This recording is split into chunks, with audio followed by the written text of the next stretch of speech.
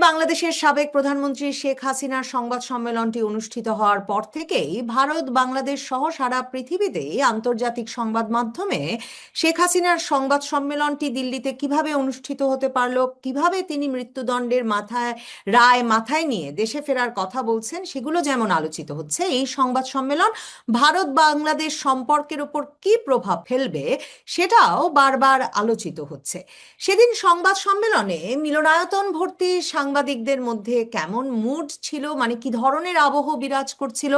শেখ হাসিনা সত্যি সত্যি live question নিতে শুরু করবার পর, সরাসরি প্রশ্নের উত্তর দিতে শুরু করবার পর সাংবাদিকদের মধ্যে কেমন প্রতিক্রিয়া দেখা গেছে, মানে মিলনায়তনটায় কি ধরনের আবহ বিরাজ করছিল সেটা যেমন জানতে চাই, তেমনি জানতে চাই যে শেখ হাসিনার গলায় যে আত্মবিশ্বাস, যে দৃঢ়তা কিংবা যে উচ্ছ্বাস কখনো কখনো ফুটে উঠছিল বলে অনলাইনে শুনলে মনে হচ্ছিল, সেখানে উপস্থিত সাংবাদিক হিসেবেও তা বোধ করেছেন কিনা সাংবাদিক জয়ন্ত রায়চৌধুরী।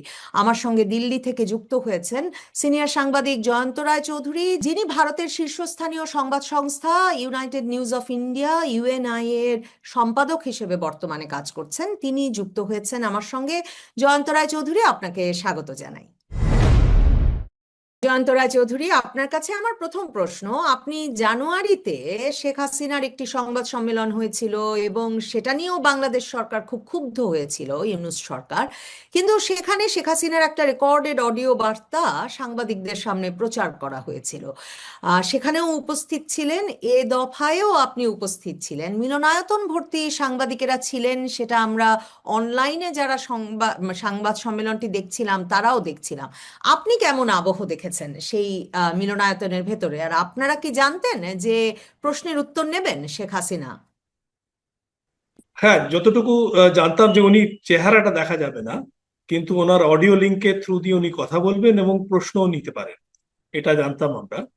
শেখ হাসিনা এসছিলেন এবং শেখ হাসিনা, এটা তো নর্মাল জিনিস, ভারতবর্ষে অনেকেই প্রেস কনফারেন্স করে। দালাই লামা সিকিয়ং, যে টিবেটান গভর্নমেন্ট ইন এক্সাইলের প্রাইম মিনিস্টার, যদিও টিবেটান গভর্নমেন্ট ইন এক্সাইলকে গভর্নমেন্ট অফ ইন্ডিয়া রিকগনাইজ করে না, কিন্তু সেটা এক্সিস্ট করে ধর্মশালা, এবং তার যে হেড, তিনি ইন্টারভিউ দেন, আমাকেও ইন্টারভিউ দিয়েছেন live, face to face. So consequently this is very normal. Sheikh Hasina নিয়ে চেহারা দেখান না, এই জন্যে অ্যাজ ফার আজ আমরা যতদূর জানি যে উনি কোথায় আছেন সেটা যাতে লোকেরা না জানতে পারে, কারণ ওনার উপরে 19খানা অ্যাসাসিনেশন অ্যাটেম্প্ট উনি নিজেই বললেন সেদিন, এবং 20তম যাতে দিল্লি শহরে অন্তত না হয় সেই জন্যই বোধহয় ভারতবর্ষের যারা ওনাকে অ্যাডভাইস দেন তারা বলেছে যে আপনি নিজের চেহারাটা দেখান। তো that was it. Otherwise anticipation ছিল যে শেখ হাসিনা কি বলবেন। উনি একটা দিন এক্স্যাক্টলি না বললে পরে উনি বলেছেন, ক্ষণ না বললেও বলেছেন যে ডিসেম্বর মাসে, বিজয়ের মাসে তিনি ঢাকা ফেরত যেতে চান, এবং তিনি পারওয়া করেন না যে তাকে যদি কেউ মেরে ফেলে বা তাকে যদি জেলে দেওয়া হয়, তা সত্ত্বেও তিনি যেতে চান তার মাতৃভূমিতে। এটা ন্যাচারাল। একজন আহ লোক তার নিজের দেশে ফেরত যেতে চায়, এটা ভেরি ন্যাচারাল একটা ডিজায়ার। এখন যেতে পারবেন কি পারবেন না সেটা আলাদা প্রশ্ন, বা যেতে যাওয়া উচিত কি উচিত না সেটাও আলাদা প্রশ্ন, কিন্তু উনি যেতে চান এটা বোধহয় বরাবর থেকেই উনি বলে আসছেন, অনেকদিন ধরেই বলেছেন, বিভিন্ন রকম ভাবে উনি বলেছেন। এবার উনি আরো স্পষ্ট করে বললেন, একটা মাস ইঙ্গিত দিলেন যে এই মাসের মধ্যে আমি যেতে চাই, উইচ ওয়াজ ভেরি ইম্পর্টেন্ট। আর উনি খুব সংযত ভাবে বুঝিয়ে বললেন যে আহ 2 বছর আগে কি ঘটেছিল, ওনার মতে কি ঘটেছিল, এবং কেন ওনার সরকার এর পতন হয়েছিল, এবং এখন কি পরিস্থিতি সেটা নিয়ে উনিও বললেন। সজীব ওয়াজেদ জয়ও বললো, এবং অন্যান্য যারা মন্ত্রী, স্থানীয় লোক, আওয়ামী লীগের এডুকেশন মন্ত্রী ইত্যাদি তারা ছিলেন, এবং তারাও সে কথা নিয়ে বললেন। কিন্তু আপনি যেটা আরেকটা কথা বললেন, সেটার আমি একটা জিনিস পেহেলু বলার চেষ্টা করবো আপনাকে, যে ভারতবর্ষকে নিয়ে, ভারতবর্ষ কেন শেখ হাসিনাকে কথা বলতে দিচ্ছে, কেন ভারতবর্ষে অমুকে থাকছে, এই প্রশ্নটা করার আগে বাংলাদেশ এর উচিত জিজ্ঞেস করার আমেরিকাকে, কানাডাকে এবং ইউকে কে। তাদের তো আসল অভিযোগ ওদের উপরে হওয়া উচিত, কারণ সেই সব দেশে তো আওয়ামী লীগের ব্রাঞ্চ আছে, সেখানে তো রেগুলারলি মিটিং হচ্ছে, সেখানে তো রেগুলারলি বিক্ষোভ আন্দোলন চলে। ভারতবর্ষে তো তা হয় না, কোন রকমের পলিটিক্স বাংলাদেশকে নিয়ে তো হয় না, পারমিটেড নয়। কিন্তু সেখানে তো পারমিটেড। সেখানে তো যখন আগের যে আপনাদের চিফ অ্যাডভাইজার ইন্টারিম গভর্নমেন্টের যিনি ছিলেন প্রফেসর ইউনুস, তখন তিনি যখন গেছিলেন তাকে তো বিক্ষোভের মুখে পড়তে হয়েছে। তার মন্ত্রীরা যারা যখন গেছেন তাদের তো বিক্ষোভের মুখে পড়তে হয়েছে, তাদের দিকে জুতো নিয়ে গিয়ে লোকেরা ছোড়ার চেষ্টা করেছে। তো সেখানে তো কিছু হয়নি, তারা তো কোনোদিন নোট ভার্বেল পাঠায়নি, প্রেস বিজ্ঞপ্তি দেয়নি যে আপনারা কেন এটা পারমিট করেছেন। সেটা একটু, সেই সাহসটা একটু দেখাক। ভারতবর্ষ তো সেই দেশগুলো থেকে অনেক বড়, ফ্রান্স জার্মানি বা ব্রিটেনের থেকে in terms of power, in terms of standing অনেক বড়। In terms of economic size আমরা এই দেশগুলোর থেকে বড় হয়ে গেছি। তো আমাদেরকে এইসব নোট ভার্বেল পাঠায় কেন, যখন জানে যে ভারতবর্ষে এটা নট নর্মাল রুটিন। পরিবেশটা কেমন দেখলেন? শেখ হাসিনা মানে নিজে আমি আছি বলে বেশ উচ্ছলতার সাথে প্রশ্নের উত্তর দিচ্ছিলেন। শেখ হাসিনাকে খুব মানে আত্মবিশ্বাসী, এবং তিনি যখন প্রশ্নের উত্তরও দিচ্ছিলেন, আপনার কি মনে হয়েছে মানে একটা মুডের পরিবর্তন ওখানে উপস্থিত আওয়ামী লীগ নেতাদের মধ্যে এবং অনলাইনে উপস্থিত শেখ হাসিনা পুত্রের মধ্যে আপনি লক্ষ্য করেছেন কিনা? আপনার সেই পরিবেশটা কেমন মনে হয়েছে? এবং আমার উনি মনে হলো দেশে ফিরবেন, এটাই একটা সাধারণ বিশ্বাস ওই মিলনায়তনে তৈরি হয়েছিল কি? আমার মনে হলো জানুয়ারির তুলনায় এইবার শেখ হাসিনা আরো বেশি কনফিডেন্ট ছিলেন, এবং Joy was far more confident. সে অনলাইন সঙ্গে সঙ্গে অটোমেটিকলি সে টুইট করে যাচ্ছিল, এবং যে মন্ত্রীরাও তাদের যেন একটু যেন মনে হচ্ছিল আপলিফটেড। জানুয়ারিতে দেবার হোল্ডিং এ প্রেস কনফারেন্স, ডেফিনেটলি তাদের একটা ক্ষোভ ছিল যে তাদের ইলেকশনে লড়তে দেওয়া হচ্ছে না। কিন্তু এই সময় দেবার মাচ মোর রেসপন্ডেন্ট যে হ্যাঁ, বাংলাদেশে লোকেরা সক্রিয় হচ্ছে। হয়তো আওয়ামী লীগের পপুলারিটি রেটিং, ওদের ধারণা যে পপুলারিটি রেটিং বাড়ছে, বাড়ছে কি বাড়ছে না আমার কোনো আইডিয়া নেই, বাংলাদেশে আমি নেই।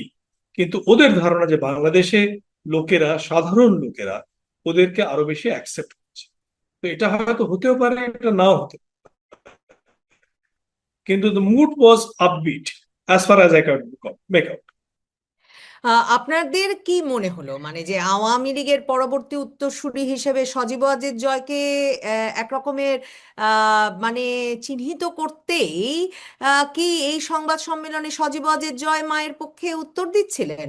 এবং মুডটা আপবিট হওয়ার কারণ কি? মানে এই যে একটা সমর্থন, মানে শুধু দেশের সমর্থন নাকি ভারতের সমর্থন, আন্তর্জাতিক সমর্থনও এর পেছনে একটা কাজ করেছে বলে মানে আপনার কি মনে হয়? আপনার বিশ্লেষণ কি?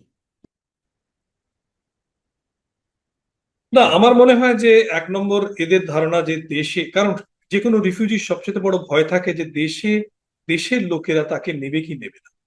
যেখানে আছে সেখানে রিফিউজ পেয়েছে, সেটা তো পেয়েছে, তারপরে হ্যাঁ অসুবিধা হতে পারে সেখানে অনেক রকমের, কিন্তু তার সবচেয়ে বড় ভয় থাকে যে সে ফেরত যেতে পারবে না, তাকে সেখানকার লোকেরা ফেরত নেবে না, চাইবে না। তো সেই জিনিসটা অনেকটা কাটিয়ে উঠেছে। এক নম্বর, সজীব জয় কি এখন হাসিনার মনোনীত, চিহ্নিত সাকসেসর বলা মুশকিল। কিন্তু জানুয়ারিতে যেরকম কোনো মানে যেন মনে হয়েছিল উনি এসছেন, মাকে ভালোবাসেন, মার হয়ে উনি কথা বলছেন। কিন্তু এখন মনে হচ্ছিল উনি একটা অর্গানাইজার। সো অর্গানাইজেশনের যখন উনি ভূমিকা, অর্গানাইজারের যখন ভূমিকা নেন, তার মানে তিনি পার্টি পলিটিক্স এর মধ্যে ইনভলভ হয়ে গেছে, এবং তিনি সক্রিয়ভাবে পার্টিকে কিভাবে জোর করা যায়, কি করে তাকে শক্তিশালী করা যায় সেটা নিয়ে চিন্তা করছে, which is a good sign for him list. যে সে এখন, এটা তো শেখ হাসিনা বুঝবে বা আওয়ামী লীগ বুঝবে যে শেখ হাসিনার সাকসেসর কে হবে, আওয়ামী লীগ কাকে চাইবে, সেগুলো তো তাদের ডিসিশন, সেগুলো তো জয় ডিসাইড করতে পারবে না, বা অন্য কোনো দেশ বা অন্য কোনো লোক ডিসাইড করতে পারবে না। আপনি চান বা না চান, ওটা ওই পার্টি ডিসাইড। তো সেটা বলতে পারবো না, কিন্তু Sajeeb Joy seem much more confident, and he seem much more in command of the situation, যেটা খুব ইম্পর্টেন্ট জিনিস। ভারতের পররাষ্ট্র মন্ত্রণালয়ে যে মানে ব্রিফিংটা হলো সর্বশেষ, সেদিন যেমন এই প্রশ্নটা বারবার এসেছে ভারত বাংলাদেশ সম্পর্কটা খারাপ হয়ে যায় কিনা, অন্যদিকে এই প্রশ্নটাও এসেছে যে বাংলাদেশ আবার বা ভারতের হাই কমিশনার দীনেশ ত্রিবেদীকে ডেকে নিয়ে আহ, আরো বেশি করে ডিজেল দিতে বলেছেন, এর মধ্যে কাঁচামরিচও যাচ্ছে বাংলাদেশে।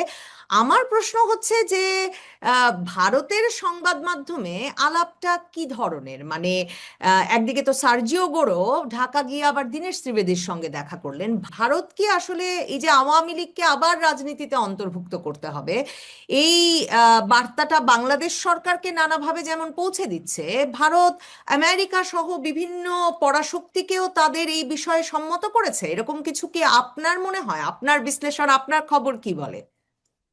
তো দু তিনটে জিনিস, প্রথমত হচ্ছে যে ভারতবর্ষ বরাবর চেয়েছে যে বিএনপি সরকারকে তারা সহযোগিতা করতে পারে, এবং সেই জন্য আপনি ফুয়েলের কথা বলছেন, পুরো হরমুজ যখন বন্ধ হয়ে গেল এবং তেল বাংলাদেশ পাচ্ছিল না, তখন ভারতবর্ষ পাইপলাইন দিয়ে তেল দিয়েছে। সেই পাইপলাইনটা অবশ্য শেখ হাসিনাই বানিয়েছেন, সেটা আলাদা কথা। শেখ হাসিনা বানাননি, ভারত বানিয়েছে, শেখ হাসিনার সময় বানিয়েছে। আর ভারতবর্ষ অন্য যা যা যা যা দরকার বাংলাদেশের, সেগুলো সবকিছুই তারা শুনছে, তারা সবকিছুই করার চেষ্টা করছে। ভিসা, দীনেশ ত্রিবেদী একটা মন্ত্রী পদের, প্রথমবার বাংলাদেশে একজন মন্ত্রী পদের হাই কমিশনার আমরা পাঠিয়েছি, ভারতবর্ষ পাঠিয়েছে। আমি তো আর নই, আমি একজন সাংবাদিক আপনারই মতো। কিন্তু এটা একটা বড় কথা যে কোনোদিন এককালে জয়েন্ট সেক্রেটারি লেভেলের লোককে পাঠানো হতো হাই কমিশনার, সেখানে একজন মন্ত্রী পদের লোককে পাঠানো হয়েছে, মানে কতটা গুরুত্ব ভারতবর্ষ বাংলাদেশকে দেয়, এটার একটা চিহ্ন। এবং যা যা বাংলাদেশের দরকার পড়েছে, এই যে পরিস্থিতি শুধু বাংলাদেশ বা ভারতের উপরে তো না, পুরো বিশ্বের উপরে একটা বিশাল খানা ঝড় হয়ে গেছে। হরমুজের উপরে যে আক্রমণ হয়েছে, সেটার জন্য আমাদের সবার উপরে একটা অর্থনৈতিক চাপ পড়ছে। সেই চাপে যাতে আমাদের প্রতিবেশীরা কোনো রকম ভাবে কষ্ট না পায়, সেজন্য নেপালকে, বাংলাদেশকে, ভুটানকে, প্রত্যেকটা দেশকে ভারতবর্ষ নিজের ফুয়েল সাপ্লাই দিচ্ছে। আর যে যে চেয়েছে, শ্রীলঙ্কাকেও দিচ্ছে। তো এইটা একটা নম্বর। দ্বিতীয় নম্বর হচ্ছে বাংলাদেশ আরো যা যা চেয়েছে, মরিচ হঠাৎ করে বাংলাদেশের মরিচের দাম প্রচন্ড বেড়ে গেছিল, সেই জন্য চেয়েছিল, ভারতবর্ষ সাহায্য করার চেষ্টা করছে। যদিও ভারতের রাষ্ট্রদূতকে এখনো কিন্তু তারিক কারিম দেখা করেন। সার্জিও গোর দুদিনের জন্য বেড়াতে এসে তার সঙ্গে দেখা করে, কিন্তু একজন অ্যাডমিরাল করে, একজন একটা এই প্যাসিফিক ফ্লিটের অ্যাডমিরাল আসে, তাকে তার সঙ্গে দেখা করে। ভারতের মন্ত্রী পদের একজন হাই কমিশনের সঙ্গে দেখা করার বেলায় কিন্তু এত দিন হয়ে গেল, তিনি রয়েছেন, অনেক সপ্তাহ হয়ে গেছে, কিন্তু এখনো কিন্তু দেখা করা হয়। এটা কিন্তু 10 তারিখ নাকি দেখা করবেন বলে জানা যাচ্ছে আশা করি, আপাতত। আশা করি হ্যাঁ, নিশ্চয়ই ব্রিক্স সামিটের আগে নিশ্চয়ই দেখা করবেন, আশা করা ব্রিক্স যাচ্ছে। সামিটে আসবেন বলে আপনারা এখনো আশা করছেন তারেক রহমান? আমার মনে হয় না তারেক রহমান ব্রিক্স সামিটকে উপেক্ষা করে। ব্রিক্স সামিটকে উপেক্ষা করাটা তো ভারতকে উপেক্ষা করা নয়, এটা Bharat, Russia, China, south Africa সবাইকে উপেক্ষা করা হয়ে যাবে। এটা দ্বিতীয়বার আসবে বাংলাদেশের কোন রাষ্ট্রপ্রধান ব্রিক্স সামিটে, এবং ওনাকে এই জন্যই ডাকা হয়েছে যে আগের বারও ডাকা হয়েছিল শেখ হাসিনাকে। এটা কোনো ব্যক্তি কেন্দ্রিক হিসেবে তো নেমন্তন্ন দেওয়া হয় না, এটা দেশ হিসেবে নেমন্তন্ন দেওয়া হয়। সেই দেশটাকে একটা গুরুত্ব দিচ্ছে ব্রিক্স। এখন তার ইচ্ছা, সে আসতে চায় কি আসতে চায়। সে যদি ভাবে যে আমেরিকা আমাকে বকতে পারে, তাহলে আসবে না। সে যদি ভাবে না, আমাকে Russia, Bharatvarsha, China, south Africa, এই যে ডেভেলপিং ইকোনমিজ, এরা যে পাওয়ার সেন্টার ইন দেমসেলস, তাদের সঙ্গে সুসম্পর্ক রাখতে হবে, তাহলে আসবে। এটা তো ভারতের উপেক্ষা নয়, এটা ব্রিক্স এর উপেক্ষা হবে যদি যে না আসে, এবং বার্তাটা হবে সে আমেরিকার কাছে ভয় পাচ্ছে। তো সেটা কি সে করতে চাইবে? সেটা তার ইচ্ছা, তার ব্যাপার। কিন্তু হাই কমিশনার ভারতের রাষ্ট্রদূতের সঙ্গে দেখা না করা, এটা একটা অসাধারণ ব্যাপার। জয়েন্ট সেক্রেটারি লেভেলের লোকের সঙ্গেও তার মাথা কিন্তু দেখা করত। কারণ, একটাই কারণ আছে, দুটো দেশ প্রতিবেশী। সেই প্রতিবেশী দেশের মধ্যে একটা সুসম্পর্ক থাকা দরকার। সেই প্রতিবেশী দেশের মধ্যে কথাবার্তা সারাক্ষণ থাকা দরকার। যদি কারুর কূটনীতিক চিন্তাধারার জন্য রাষ্ট্রপ্রধান সেই দেশের রাষ্ট্র নিযুক্ত দূতের সঙ্গে না দেখা করে, সেটা কিন্তু একরকমের অপমান মনে করে সেই দেশটা, করতেও পারে। সেটা মনে রাখ, সেটাকে কিন্তু সুচোখে ভালো চোখে কেউ দেখবে না। যা যা চাইছে বাংলাদেশ, ভারতবর্ষ প্রত্যেকটা জিনিস আগ বাড়িয়ে করে দিচ্ছে। কিন্তু তাই বলে যে ভারতবর্ষকে প্রত্যেকটা জিনিসে যদি কিছু না কিছু আপনি দেখাতে থাকবেন, ভারতবর্ষকে এটা কিন্তু নোট করে রেখে দেবে। ভারতকে তো অগ্রাহ্য করে বাংলাদেশ থাকতে পারবে না, বাংলাদেশকেও ভারতবর্ষ অগ্রাহ্য করে থাকতে পারবে না। চায়না যাবে তারেক রহমান, ভারতবর্ষর আসার কোনো কথা তিনি বলছেন না, ডোমেস্টিক অডিয়েন্সে হয়তো খুশি হতে পারে, তার একটা সেট ডোমেস্টিক অডিয়েন্স। কিন্তু ইন্টারন্যাশনাল ফোরামে আপনি এরকম তো চালাতে পারেন বেশি। আফটার অল বাংলাদেশের কি চাই, বাংলাদেশের সাধারণ লোকের কি চাই? জল, পানি। পানি, গঙ্গা টু ট্রিটি, যেটা 1996-তে সাইন করা হয়েছিল, আবার এক্সটেন্ড করা হয়েছিল, সেই ট্রিটিটা এখন শেষ হতে যাচ্ছে ডিসেম্বর মাসে। এরপরে 3 মাসের মেয়াদের ওটা এক্সটেনশন হবে, 3 মাস 3 মাস করে এক্সটেনশন। এখনো কথাবার্তা ভালো করে শুরু করা হয়নি। এই বছরে তো হবেই না গঙ্গা ট্রিটি, কোন রকমেই ওটাকে নতুন ট্রিটি তৈরি হতে পারবে না, পরের বছরও হবে না। এবং অন্যদিকে হিমালয় থেকে যে জল আসছে, সেই জলটাও কমে যাচ্ছে। তো বাংলাদেশের যা কোনো গ্যারান্টিড জল পাওয়ার পথ আমি দেখতে পাচ্ছি না। ভারতবর্ষ নিজের টার্মসে ট্রিটি করবে, আর যত দেরি করবে বাংলাদেশ সেটা কথা বলতে, তত আরো বেশি ভারতবর্ষ নিজের টার্মস, তখন কিন্তু একটা প্রবলেম। বাংলাদেশের এমনিতেই প্রবলেম আছে, কারণ বাংলাদেশের হাইড্রোলজিক্যাল ডাটা ঠিক করে নেই। ভারতবর্ষের আছে কিন্তু বাংলাদেশের নেই, সুতরাং বাংলাদেশ নিজের কেস প্রেজেন্ট করতে তার অসুবিধা হবে। যত দেরি করবে আরো তার প্রবলেম, 1 নম্বর। দ্বিতীয় নম্বর, ভারতবর্ষ হচ্ছে আজকের দিনে এশিয়াতে বাংলাদেশের জন্য সবচেয়ে বৃহত্তম মার্কেট, চায়না নয়। চায়নার থেকে বাংলাদেশ আমদানি করে, বিক্রি খুব কম করে। কটা আম বেচেছে সেটাও আমি জানি না, সেটাতে কত টাকা পেয়েছে সেটাও বলতে পারবো না, কাঁঠাল না আম কি সব বিক্রি হয়েছে।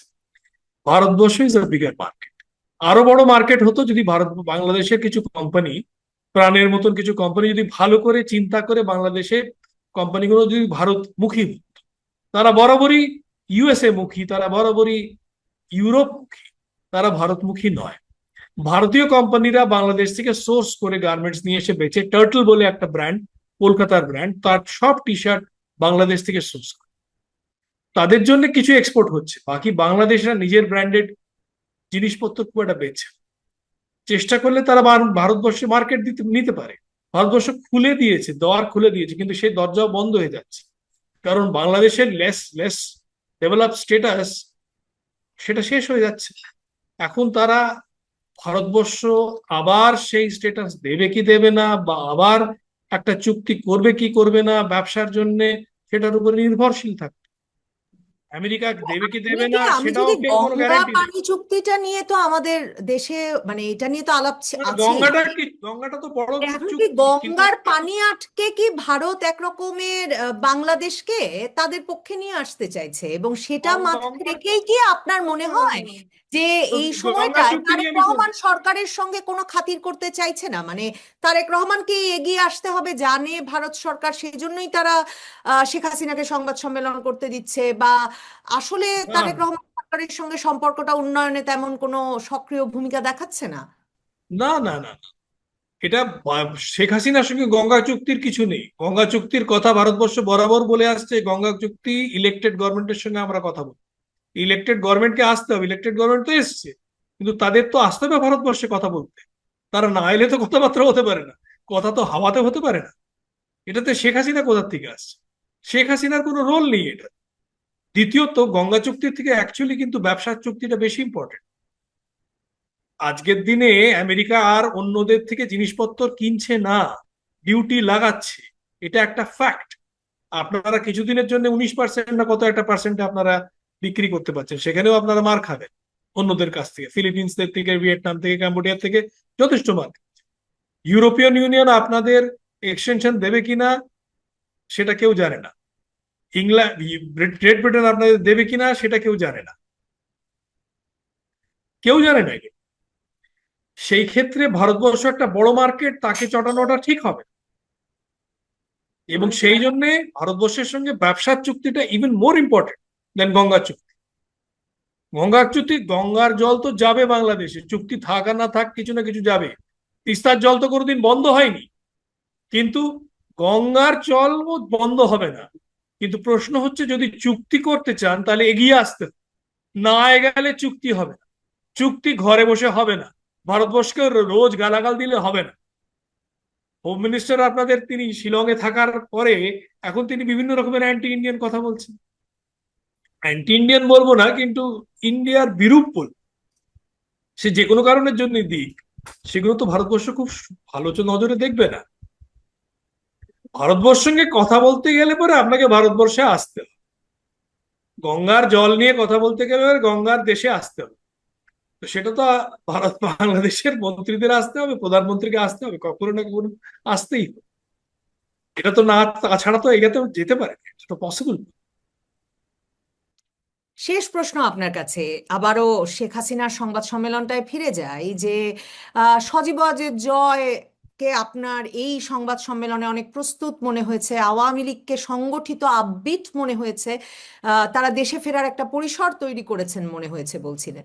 সজীব ওয়াজেদ জয় একটা বেশ গুরুতর অভিযোগ করেছেন, এর আগেও তিনি সাক্ষাৎকারেও বলেছিলেন কথা, যে বাংলাদেশে আইএসআই পাকিস্তানি গোয়েন্দা সংস্থা একেবারে অবাধে তাদের কার্যক্রম চালাচ্ছে এবং বাংলাদেশকে আরেকটা পাকিস্তান তৈরির চেষ্টা হচ্ছে। ভারতবর্ষে আইএসআই এর অ্যাক্টিভিটি যে বাংলাদেশে বেড়েছে সেটা ভারতবর্ষের বিভিন্ন মহলে নোট করা হয়েছে, নিশ্চয়ই করে করা হয়েছে। এ নিয়ে অনেক সাংবাদিকরা লিখেওছে, আমিও লিখেছি, যে আইএসআই এর কটা টিম বাংলাদেশে এসছে, আইএসআই এর অ্যাক্টিভিটি বেড়ে গেছে বাংলাদেশে, এগুলো সবাই জানে। আরাকান, আরসা যেটা আরাকানদের যেটা মিলিটেন্ট গ্রুপ, সেখানে বাংলাদেশের কিছু যেরকম লোকেরা সক্রিয় তাদেরকে সাহায্য করতে, এটাও জানা গেছে, কিন্তু তাদেরকে সাহায্য করার জন্য আইএসআই এগিয়ে এসছে। এই গল্পগুলো আমরা জানি। তো কনসিকুয়েন্টলি সেইগুলোকে সুনজরে কেউই নিচ্ছে না, ভারতবর্ষ তো নেবেই না, অন্যরাও নেবে না। বাংলাদেশে যে ইসলামিক মিলিটেন্সি বাড়ছে, সেখানে যে মিলিটেন্স গুলোকে ছাড়া হয়েছিল ইউনূস সরকারের সময়, সেই মিলিটেন্টস গুলোকে এখনো জেলে পোড়া হয়নি, তারা এখনো ফ্রি, এবং তারা এখনো এক একত্র হচ্ছে, তারা তাদের দল ভারী করছে, তারা রিক্রুটমেন্ট করছে, সেগুলো জানা কথা। এবং সেই প্রশ্নগুলো নিশ্চয়ই ভারতীয়রাও জিজ্ঞেস করবে যখনই বাংলাদেশের শীর্ষস্থানীয় কেউ যদি ভারতবর্ষে আসে, বা আমাদের কেউ যদি বাংলাদেশের শীর্ষস্থানীয় কোনো নেতৃবৃন্দের সঙ্গে দেখা করে, ভারতবর্ষের যে কোনো মন্ত্রী যখন দেখা করবে, এই প্রশ্নগুলো নিশ্চয়ই করবে। আমার মনে হয় এই প্রশ্নগুলো শুধু ভারতবর্ষ করবে না, এই প্রশ্নগুলো আমেরিকাও করবে।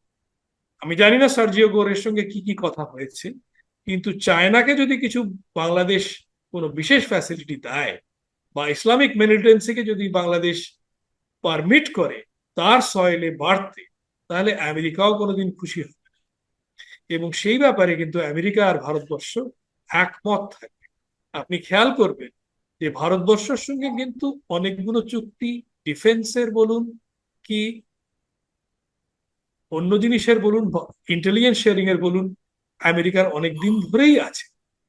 এবং ভারতবর্ষ এবং আমেরিকা অনেক ব্যাপারেই একসঙ্গে কাজ করে, সেটা কোয়াড বলুন, সেটা ইনফরমেশন শেয়ারিং বলুন, এগুলো বরাবরই ছিল, এখনো থাকে। এবং সেই ব্যাপারে আপনি দুরায় থাকবেন না, ভাববেন না যে ভারতবর্ষকে কেউ বুড়ো আঙুল দেখিয়ে